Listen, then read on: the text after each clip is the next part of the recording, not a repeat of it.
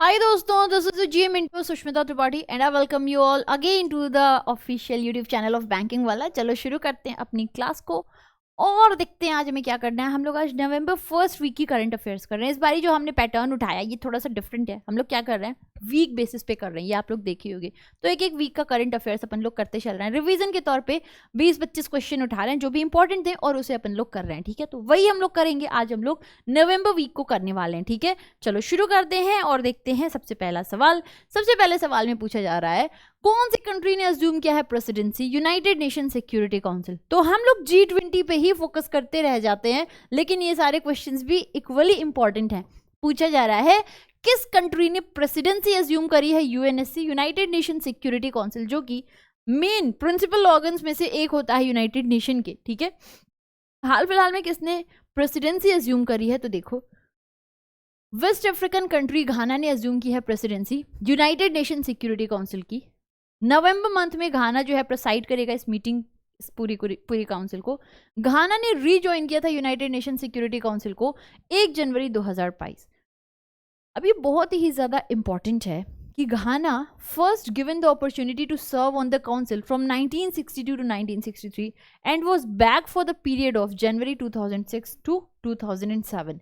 क्या आप में से कोई भी ऐसा जो मुझे बता सके यूनाइटेड नेशन सिक्योरिटी काउंसिल का हेड ऑफिस कहां पर है? Anyone who is interested to tell me? फटाफट फटाफट फटाफट। हालांकि बहुत ही आसान आपको लगता होगा, ये कैसा सवाल मैडम पूछ रही हैं, ये तो 2 कौड़ी का सवाल है। आई कंप्लीटली अग्री, बट फिर भी मैं आप लोगों से कहूंगी एक बार कष्ट करिएगा और बताइएगा यूनाइटेड नेशन सिक्योरिटी काउंसिल का हेड ऑफिस कहां पर है। चलो कुछ बातें अगर मैं आपके साथ कर लूं, याद रखे रहेगा इनकी फॉर्मेशन हुई थी यूएन चार्टर के द्वारा 1945 में। यूएन चार्टर के तहत इनकी फॉर्मेशन की गई थी इन द ईयर 1945। ये अक्सर न्यूज में रहता है तो मुझे ऐसा लगता है बहुत ही इंपॉर्टेंट है। ठीक है, और जो हेड ऑफिस होता है ये होता है न्यूयॉर्क। कहाँ होता है दोस्तों हेड ऑफिस? हेड ऑफिस इनका न्यूयॉर्क के अंदर हो जाता है। काउंसिल के अंदर 15 मेंबर्स होते हैं, मतलब 15 मेंबर होते हैं, और इस 15 में से 5 परमानेंट होते हैं और 10 टेम्पररी होते हैं। ठीक है, तो याद रखिएगा 5 परमानेंट हैं और 10 टेम्पररी मेंबर्स होते हैं इस पूरी काउंसिल के अंदर। 5 जो परमानेंट मेंबर्स होते हैं इन्हें क्या मिलता है? इन्हें मिलता है वीटो पावर। ठीक है, तो ये जरा इंपॉर्टेंट हो जाता है। अब आप लोग मुझे प्लीज एक बात बताइएगा कि हाल फिलहाल में 5 मेंबर्स जिनके पास में वीटो पावर है ये कौन कौन से हैं, यानी जो परमानेंट मेंबर्स हैं ये कौन से हैं।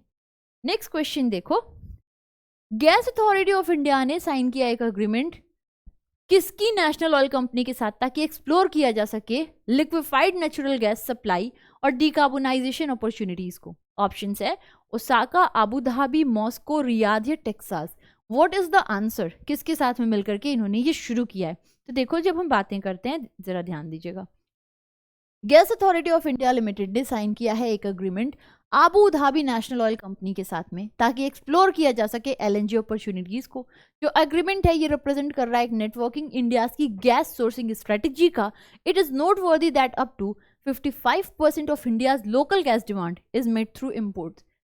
ऑब्वियसली वी ऑल नो कि गैस और ये क्रूड ऑयल कितना क्रूशियल है। एनीवे, एक और भी बात, अभी हमने पढ़ा था कि आज तक की सबसे लंबी ऐसी डील चाइना और कतर के बीच में की गई थी। तो बस मुझे याद आया, मैंने सोचा एक बार आपके साथ में डिस्कस कर लूं। खैर अगला, to improve and build an intelligent transport management system to track buses live through Google Maps, the dash Mahanagar Parivahan Mahamandal limited has collaborated with Google Cloud. ठीक है, तो कहाँ की? लखनऊ, चेन्नई, पुणे, दिल्ली या भोपाल? बताइएगा, सभी लोग आंसर करिएगा कि इंप्रूव करने के लिए और एक इंटेलिजेंट ट्रांसपोर्ट मैनेजमेंट सिस्टम को सही करने के लिए, ताकि बसेस को लाइव ट्रैक किया जा सके गूगल मैप से, कहाँ की महानगर परिवहन महामंडल लिमिटेड ने कोलैबोरेट किया है गूगल क्लाउड के साथ? मुझे आप आंसर्स क्या मिल रहे हैं? फटाफट आंसर करो, जो नहीं कर रहा हो वो भी। देखो, पुणे महानगर परिवहन महामंडल लिमिटेड ने कोलैबोरेट किया है गूगल क्लाउड के साथ कि इंप्रूव किया जा सके और एक इंटेलिजेंट ट्रांसपोर्ट मैनेजमेंट सिस्टम बनाया जा सके, जिससे कि बसेस को ट्रैक किया जा सके लाइव गूगल मैप से। जो प्रोजेक्ट है ये इंप्लीमेंट किया जाएगा पुणे, पिंपरी चिंचवाड़ में। गूगल क्लाउड वर्क करेगा प्रीमियम पार्टनर निवियस सॉल्यूशन के साथ। अब देखो PMPML जो है ये ऑपरेट करता है 371 रूट्स पर, ठीक है। तो ये सब के सब इंपॉर्टेंट पॉइंट्स हैं, याद रखने वाले, एग्जाम में आने वाले ऐसे पॉइंट्स होते हैं। एक और भी बात मैं आप लोगों को बताना चाहूंगी, क्योंकि हम लोग ट्रांसपोर्टेशन की और ये सब बात करते रहते हैं, मुझे एकदम से ये बात याद आ रही है जो शायद आप लोगों को याद होगी, फिर भी मैं याद दिला देती हूँ। जर्मनी ऐसा पहला देश है जिन्होंने हाइड्रोजन ट्रेन्स शुरू कर दी हैं, ठीक है। Next question, Vatsa Ramakrishna Gupta has taken additional charge as chairman and managing director of which of the following company? BPCL, OIL, BHEL, SAIL या ONGC? क्या पूछा जा रहा है आपसे? वत्सा रामकृष्ण गुप्ता को अभी अभी एडिशनल चार्ज दिया गया है कौन सी कंपनी को संभालने का? BPCL, OIL, BHEL, SAIL या ONGC? तो जब हम बात करते हैं याद रखिएगा, अभी हाल फिलहाल में इन्हें एडिशनल चार्ज दिया गया था मैनेजिंग डायरेक्टर और चेयरमैन का BPCL के लिए, ठीक है। जब अरुण कुमार सिंह जी 31 अक्टूबर 2022 को रिटायर हुए, या आप लोग कह सकते हो इनका क्या हुआ, ये यहाँ से अपने पोस्ट से चले गए। He also hold the charge for director finance and director HR। He is set to superannuate in June 2031। लंबा समय इनके लिए, ठीक है। खैर तो याद रखिएगा। तो अरुण कुमार सिंह जी पहले देख रहे थे BPCL, लेकिन अभी इनका सुपर एनुएशन हो गया, तो उसके बाद से जो है कौन आए हैं यहाँ पर? वत्स रामकृष्ण गुप्ता। क्या ये रिप्लेस हुए या यहाँ पे हैं अभी तक? ये रिप्लेस हुए हैं या नहीं, बताइएगा। Aditya Birla Sun Life AMC has recently launched what? A first of its kind initiative for empowering support staff and their families. परिवार बंधन, रोशन आदर्श या सहयोग? What is the answer?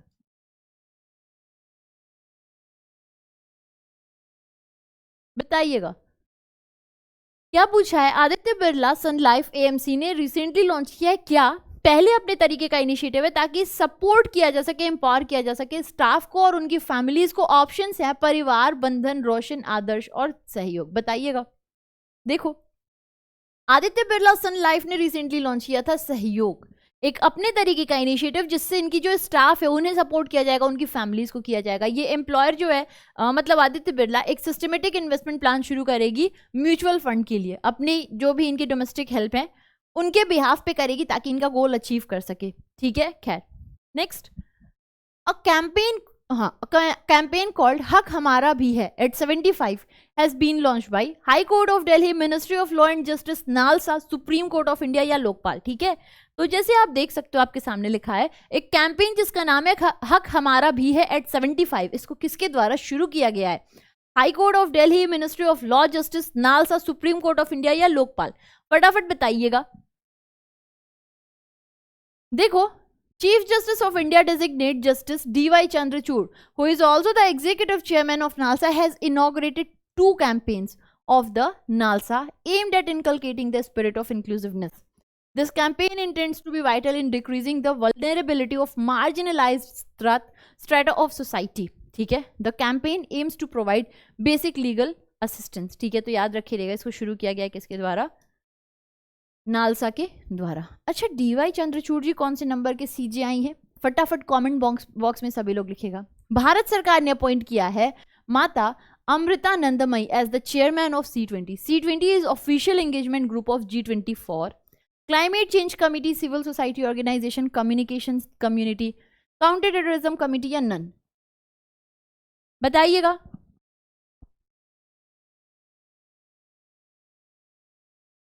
क्या पूछा जा रहा है आपसे? C20 official engagement group G20 का किस मकसद से होता है, ये क्वेश्चन पूछा गया आपसे। इसका आंसर क्या है? देखो, बेसिकली गवर्नमेंट ऑफ इंडिया ने अपॉइंट किया था spiritual leader Mata Amritanandamayi Devi Amma as chairman of chair of civil C20, an official engagement group of 20. The C20 is G20's platform for civil society organization to bring forth non-government and non-business voices to the G20 leaders. तो इसके मुताबिक answer क्या हो जाएगा? Civil society organisations. G20 की presidency इस साल के लिए 2023 के लिए भारत के पास आ चुकी है। Karnataka Ratna award has been conferred on Chiranjeevi Sarja, Divya Spandana, Puneeth Rajkumar, Yoga Raj Bhatia, V Harikrishna, ठीक है, तो क्या पूछा जा रहा है आपसे, कर्नाटका रत्न अवार्ड इस बारी किसको दिया गया है, किसको दिया गया है दोस्तों। देखो बहुत फेमस हुई थी ये न्यूज़, क्योंकि पुनीत राजकुमार जी की डेथ हो गई है, उसके बाद उन्हें पॉस्टमसली अवार्ड दिया जा रहा है। Karnataka Ratna award highest civilian award होता है कर्नाटका का, ये इस बारी कॉन्फर किया गया है पुनीत राजकुमार जी के ऊपर 67वें कन्नड़ राज्योत्सव के दौरान। ठीक है, Karnataka Ratna award last award किया गया था doctor Virendra Heggade 2009 for his social service. अब ये देखिएगा, ये 9th रेसिपेंट होंगे इस अवार्ड के। ठीक है, ये 9th रेसिपेंट हैं। ठीक है, अच्छा एक बात बताइएगा, IFFI international film festival of India, यहाँ पे इंडियन पर्सनालिटी किसको दिया गया था, personality of the year Chiranjeevi ji को दिया गया था। तो वो एक पॉइंट आप लोग सभी ध्यान रखिएगा। ठीक है, Ella Bhatt, the founder of Self-Employed Women's Association of India, Sevai, has recently passed away. She was awarded Padma Bhushan in 1977, 1980, 1986, 1982 या 1999। ठीक है, क्या पूछा जा रहा है, एला भट्ट जो कि founder and self employed women's association of India की, इनकी मृत्यु हुई है। इन्हें पद्म भूषण किस साल दिया गया था, 1977, 1980, 1986, 1992, 1999। इसका आंसर क्या है दोस्तों, देखो, women's empowerment activist and renowned founder of self-employed women's association Ella Bhatt recently passed away in Ahmedabad. She was chairperson of Sabarmati Ashram and recently resigned as chancellor. She was given the Raman Magsaysay Award in 1977, Right Livelihood Award in 1984 and Padma Bhushan in 1986. तो यहाँ पे अगर हम answers के मुताबिक जाते हैं, answer हो जाएगा C. Next question, Which state of India has launched a CM dashboard for live monitoring of every department? Rajasthan, Uttarakhand, Assam, Haryana या उत्तर प्रदेश?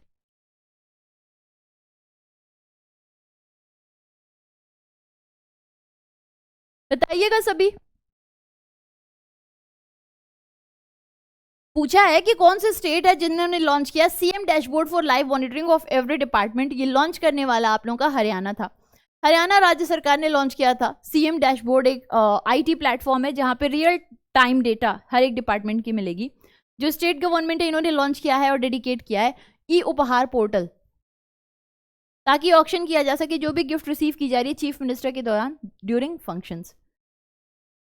रिसेंटली डीआरडीओ ने सक्सेसफुली कंडक्ट किया है made in flight test of phase 2 ballistic missile defence interceptor what missile from APJ Abdul Kalam of the Odisha coast. 81, 82, 83, 84, 85। क्या answer है बताओ फटाफट। देखो sorry, हाँ ध्यान दीजिएगा सभी लोग। डीआरडीओ ने अभी हाल फिलहाल में कंडक्ट किया था successful made in flight test phase 2 ballistic missile defence का। ठीक है, अब यहां आप देख सकते हो interceptor 81 missile large scale attitude bracket APJ Abdul Kalam island से किया गया है। कहां पर ये आइलैंड है ये भी क्वेश्चन बन सकता है, so be prepared for the same. अब ये आप लोगों की एक long range interceptor missile design की गई है लो एक्सो एटमॉस्फेरिक और एंडो एटमॉस्फेरिक के लिए। ठीक है, तो ये क्वेश्चन बनने के चांसेस ज्यादा है, इसको याद रखिएगा। ठीक, Zojila Day is observed on November 1 to celebrate the gallant action by Indian soldiers in which of the following operations? Operation Woodrose, goodwill, Bison, Pawan या विराट? बताइएगा। जोजिला डे मनाया जाता ताकि सेलिब्रेट किया जा सके जो गैलेंट एक्शन था, जो बहादुरी वाला कार्य था इंडियन सोल्जर्स के द्वारा किस ऑपरेशन के अंदर? Operation Woodrose, goodwill, Bison, Pawan या विराट? देखो, जोजिला डे को बेसिकली ऑब्जर्व किया जाता है Zoji La war memorial draws on 1 नवंबर, ताकि जो भी गैलेंट एक्शन था इंडियन सोल्जर्स का ऑपरेशन बाइसन उसके लिए सेलिब्रेट किया जा सके। जो डे है कहीं ना कहीं ये एक इनडोमिटेबल स्पिरिट बताता है, ब्रेवरी और never say die attitude Indian army का। ठीक है, इंपॉर्टेंट है, again I will say remember the point. Invest Karnataka 2022, a global investment summit, has been organized in Bengaluru. What was the theme of the summit? Discover India, innovation for sustainability, new age and new energy, invest in AI, build for the world. क्या answer है बताओ? क्या बोला जा रहा है? Invest Karnataka 2022 एक global investment summit, इसको ऑर्गेनाइज किया गया था बेंगलुरु में। आपसे क्वेश्चन में पूछा जा रहा है कि थीम क्या था इस समिट का, आंसर करिएगा सभी। देखो, प्राइम मिनिस्टर मोदी जी ने वर्चुअली इनॉग्रेट किया था इन्वेस्ट कर्नाटका 2022 समिट। इसको ऑर्गेनाइज किया गया था 2 से 4 नवंबर के बीच में। जो थीम था ये था build for the world.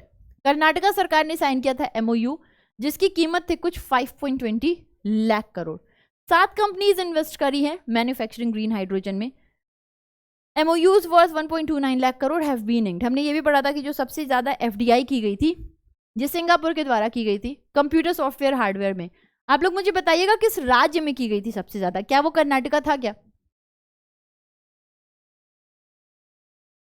Which edition of Indian Camp 2022 has been organized in New Delhi 8th, 9th, 10th, 11th और 12th?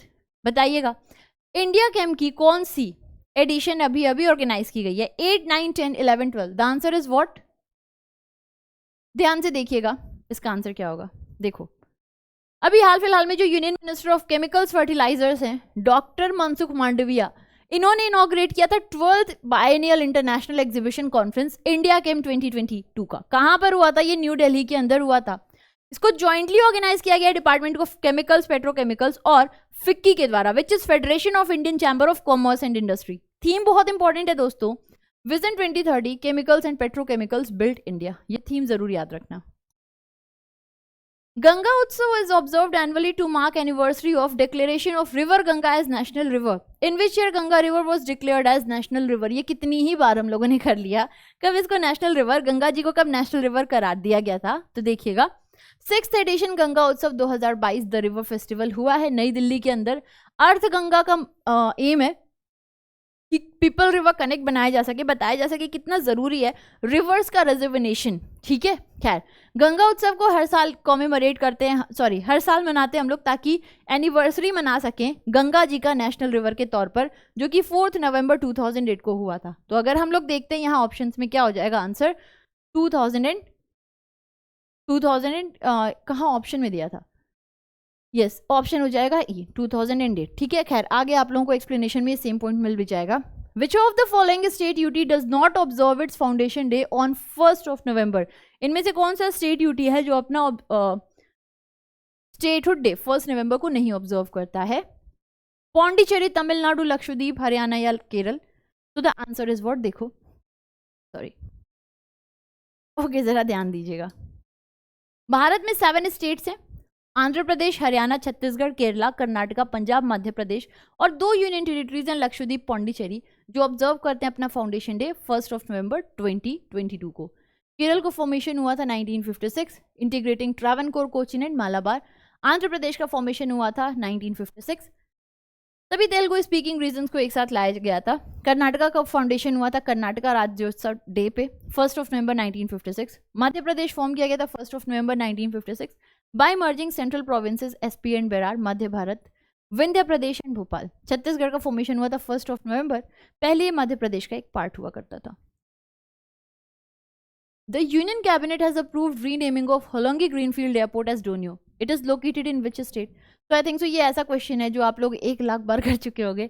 ये आप लोगों का अरुणाचल प्रदेश के अंदर लोकेटेड एक एयरपोर्ट है। ठीक है, दोनियो का मतलब सन है, पोलो मीन्स मून है। ये कम्युनिटी होती है यहाँ की जिनके उपलक्ष्य में इससे नाम दिया गया है दोनियो पोलो।